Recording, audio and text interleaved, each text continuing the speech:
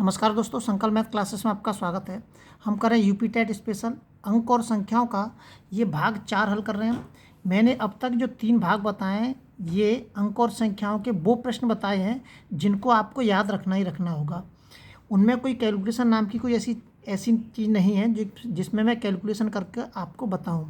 अब देखिए, पहला क्वेश्चन इसमें दे रखा है परमेय संख्या क्या है। तो आपको ये याद रखना है कि परमेय संख्या कौन कौन सी होती हैं। परमेय संख्या की डेफिनेशन या परिभाषा किस किस रूप में आपके सामने आ सकती है। तो परमेय संख्या क्या होती है? प्राकृतिक संख्या या पूर्ण संख्या या पूर्णांक संख्या या ये सभी परमेय संख्या हो सकती हैं। तो इसका जो आंसर है वो क्या होगा? ये सभी संख्या होती हैं, या तो प्राकृतिक संख्याओं के रूप में आ जाए या प्राकृतिक ये शब्द आ जाए या ये पूर्णांक संख्या का शब्द आ जाए या पूर्णांक संख्याओं का शब्द आ जाए। अगर इनमें से कोई सा भी शब्द आता है 4 ऑप्शनों में से तो वो परमेय संख्या ही मानी जाएंगी। यदि m प्राकृतिक संख्या हो तो निम्नांकित में से विषम संख्या कौन सी है? m प्राकृतिक संख्या का मतलब समझ ले, प्राकृतिक संख्या होती है 1 से लेके अनंत तक। तो यहाँ पे अगर मैं यहाँ पे m बराबर के जो प्राकृतिक संख्या मानूंगा मैं 1 2 3 ऐसे ही अनंत तक, और मैं यहाँ पर रख के देखूंगा तो वे कह रहा है, इसमें देखिए साफ कह दिया है कि निम्नांकित में से विषम संख्या है। m जब मैं m का मान जब यहाँ पर रखूँ तो आंसर जो है वो हमारा विषम आना चाहिए। अगर मैं m का मान यहाँ रखूँ तो हमारा आंसर विषम आना चाहिए। यदि मैं m का मान यहाँ रखूँ तो आंसर क्या आना चाहिए? हमारा विषम आना चाहिए। तो देखिए, सम संख्या में अगर मैं किसी भी संख्या का गुणा करता हूँ तो आंसर हमेशा सम ही आता है। सम संख्या में यदि मैं चाहे सम संख्या का गुणा करूँ या विषम संख्या का गुणा करूँ, उत्तर हमेशा सम ही आएगा। अब तो ये वाला ऑप्शन तो होगा ही नहीं हमारा। आप चाहें तो इसमें हम रख के देख सकते हैं। अगर 1 करूँगा इसमें गुणा तो 2 आएगा, अगर इसमें मैं 2 का करूँगा तो 4 ही आएगा, 3 का करूँगा तो 6 आएगा। इसका मतलब ये वाला ऑप्शन हमारा नहीं होगा। अब इस पर आ जाइए, इस पर रख के देखते हैं। तो देखिए, 2m की जगह पर अगर मैं 1 रखूँगा और प्लस के 1 होगा ये, तो 2 एकम 2 और प्लस 1 बराबर कितना हो जाएगा? 3 हो जाएगा। इसका मतलब ये विषम आ रहा है हमारा। तो ये वाला ऑप्शन हमारा सही है। लेकिन अभी हम एक ऑप्शन बचाए तो इसको हम रख के देखते हैं। देखिए, यहाँ पे कह रहा है 2m, तो यहाँ पे भी 2m है। मैंने अभी बताया था कि सम संख्या में अगर चाहे आप सम संख्या का गुणा कर दीजिए या विषम संख्या का, हमेशा सम ही आता है। तो ये वाला ऑप्शन नहीं होगा। तो हमारा बी ऑप्शन इसमें एकदम सही हो जाएगा। अगला सवाल देखते हैं।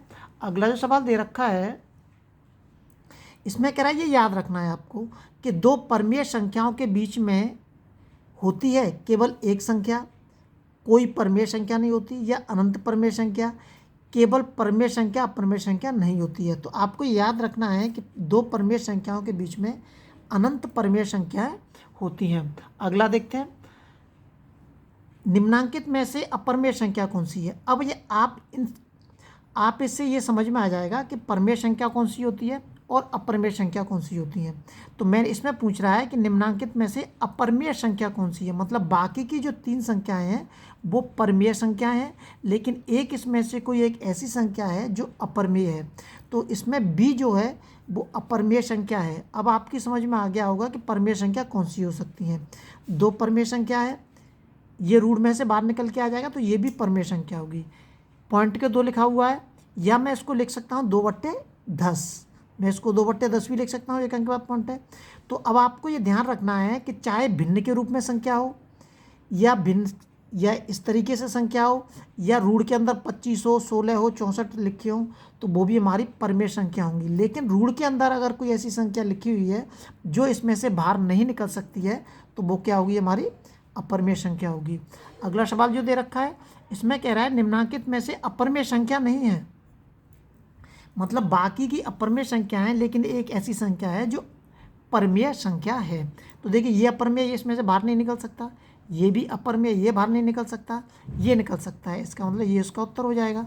ये है, ये भी बाहर नहीं निकलेगा। ये क्या है? हमारी तीनों, ये तीनों अपरमेय संख्या है और ये परमेय संख्या होगी हमारी। अगला देखते हैं,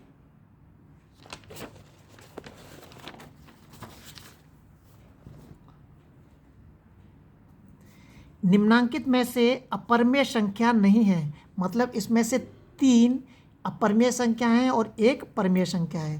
तो देखिए ये दे रखा है 2 प्लस के रूट के 3, 2 माइनस के रूट के 3 और 2 रूट के 3, और ये दे रखा है माइनस के 2। तो इसमें 2 माइनस के 2 जो है ये क्या होगी, हमारी परिमेय संख्या होगी। परिमेय संख्या क्या होगी, माइनस के 2 हमारी परिमेय संख्या होगी, और ये क्या होंगी, ये अपरिमेय संख्या होंगी। अब मैंने परिमेय और अपरिमेय पे मैंने आपको 2-3 सवाल बता दिए, और इसमें से उम्मीद करता हूँ कि समझ में आया होगा कि परिमेय संख्या कौन सी हो सकती है और अपरिमेय संख्या कौन सी हो सकती है। अगला जो सवाल दे रखा है, ये दे रखा है कि संख्या 2m सदैव होगी जहाँ m प्राकृतिक संख्या है। अब ये कह रहा है, अभी मैंने इसमें पीछे एक सवाल बताया था कि यदि मैं सम संख्या में किसी भी प्राकृतिक संख्या का अगर मैं गुणा करूँगा तो उत्तर हमेशा सम ही आएगा। अगर इस 2 में मैं 3 का गुणा करूँगा देखिए तो भी सम ही आएगा। इसका मतलब है अगर किसी भी सम संख्या में चाहे आप विषम संख्या का गुणा कर लीजिए चाहे सम का कर लीजिए, उत्तर क्या आता है, हमेशा सम ही आता है। अब ये कह रहा है जातीय मान। जातीय मान क्या होता है, इसमें हम कन्फ्यूज हो जाते हैं और गलती कर देते हैं। जातीय मान का मतलब 500 नहीं होगा कि 5 लिखा हुआ है यहाँ पर, 2 सामने की 0 हो गई। जातीय का मान खुद संख्या ही होती है, तो 5 इसका उत्तर हो जाएगा। निम्नांकित में से प्राकृतिक संख्या है। प्राकृतिक संख्या का मतलब होता है 1 से लेके और अनंत तक।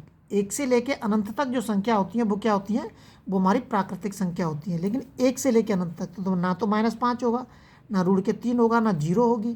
तो इसका मतलब सी ऑप्शन इसका इसमें एकदम सही हो जाएगा। अगला सवाल देखते हैं।